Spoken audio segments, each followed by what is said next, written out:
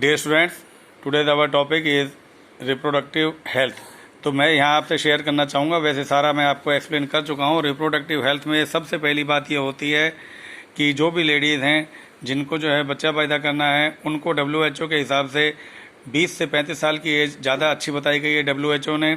और यानी कि इसका मतलब ये नहीं है कि 20 से कम वाली जो 19 ईयर्स की लेडी जो है बच्चे पैदा करने में असमर्थ है, शी कैन, बट वहाँ जो है प्रॉपर हेल्थ और प्रॉपर बॉडी जो है मैच्योर नहीं हो पाती है।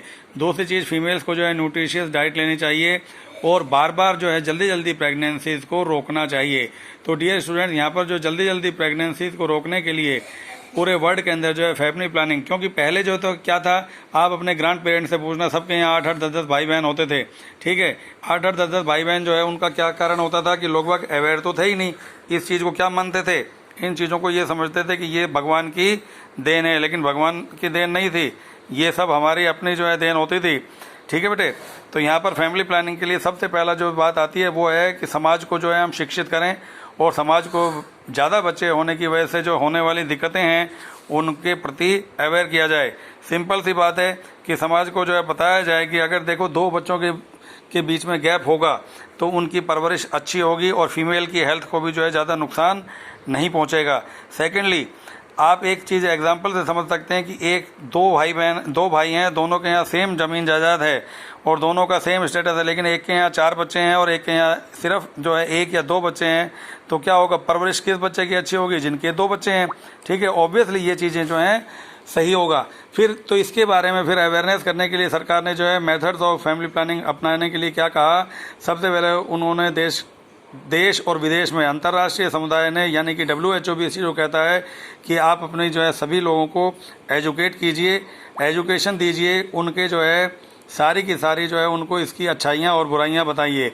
और फिर बाद में जो है सरकार ने जो है कुछ कंट्रासेप्शंस के जो है मेथड बताए। कंट्रासेप्शन के मेथड में सबसे पहला मेथड आता है विड्रॉल टेक्निक। विड्रॉल टेक्निक का मतलब ये है कि जब भी during the sex process, intercourse के समय, जब भी जो है मेल के जो स्पर्म्स निकलने वाले हों, एट दैट टाइम उसको स्पर्म्स जो है अपना पेनिस जो है वेजाइना से बाहर निकाल कर जो है बाहर स्पर्म्स को डिस्चार्ज करना चाहिए। अदरवाइज वहाँ पर जो है चाइल्ड बर्थ की जो है संभावनाएं बढ़ जाती हैं। दूसरा मेथड आता है बैरियर मेथड। बेटे, बैरियर मेथड का मतलब, बैरियर का मतलब क्या होता है, रुकावट। इसमें सबसे अच्छा मेथड, जो सबसे पहला मेथड है वो कॉन्डोम होता है। कॉन्डोम एक गुब्बारे की तरह की जो है बैलून टाइप स्ट्रक्चर होता है। इसको मेल जो है अपने जो है पेनिस के ऊपर चढ़ा लेते हैं और जिस समय डिस्चार्ज होता है सीमेन, तो वो इसी के अंदर रह जाता है और वो आगे जाके यूट्रस तक, फीमेल यूट्रस तक नहीं पहुंचता है। और एक कंडोम का बहुत ही इंपॉर्टेंट यूज़ और भी है जो मैं आगे भी जिक्र करूंगा, लेकिन आज जो है वीडियो थोड़ी रखेंगे, ठीक है, क्योंकि बड़ी वीडियो से आपको कम समझ में आता होगा शायद।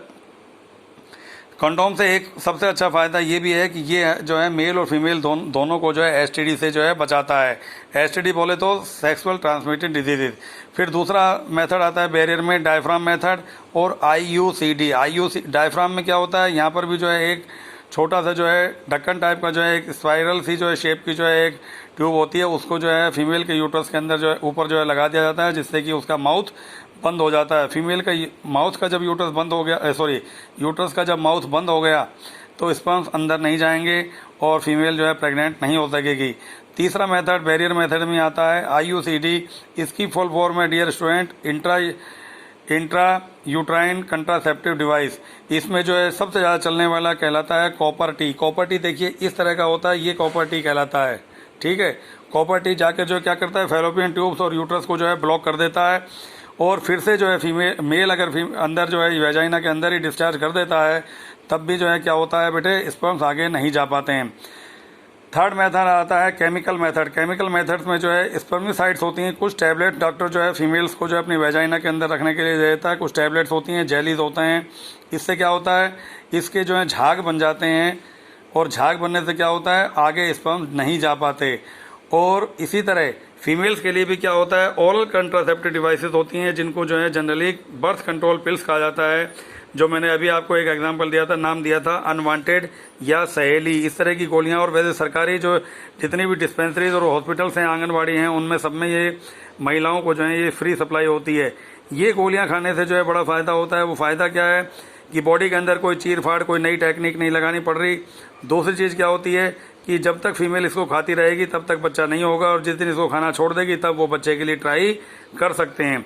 ठीक है, क्योंकि ये क्या करता है, ये करती हैं, ये टैबलेट्स क्या करती हैं बेटे, ये ओवुलेशन को रोक देती हैं, फीमेल की बॉडी के अंदर जो एग बनता है उसको रोक देती हैं। और लास्ट मेथड आता है सर्जिकल मेथड, जिसमें जो पुरुषों की जो नसबंदी होती है, पुरुषों की ट्यूब को जो है, देखो ये काट रखी है यहाँ पर, ठीक है, ये देखिए ये काट दिया, इस तरह काट दी जाती हैं और इसको बोलते हैं वेस्कोटोमी। ठीक है, और इसी तरह फीमेल्स में जो है, फीमेल्स में भी आपको दिखाना चाहूँगा, ये फीमेल्स का पार्ट देखिए, ये देखिए ये यहाँ पर जो है बांध दिया, काट के जो है बांध दिया है ये।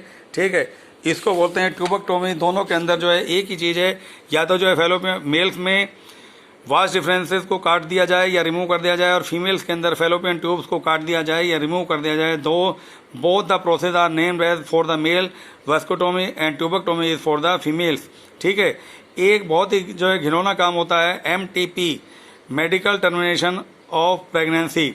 ये भी एक किट आती है, अनवांटेड फीटस। इसमें क्या होता है, बच्चा होने के बाद, होने का मतलब जब बच्चा जो है फीमेल जो है कंसीव कर गई है तो उसको जो है मार दिया जाता है।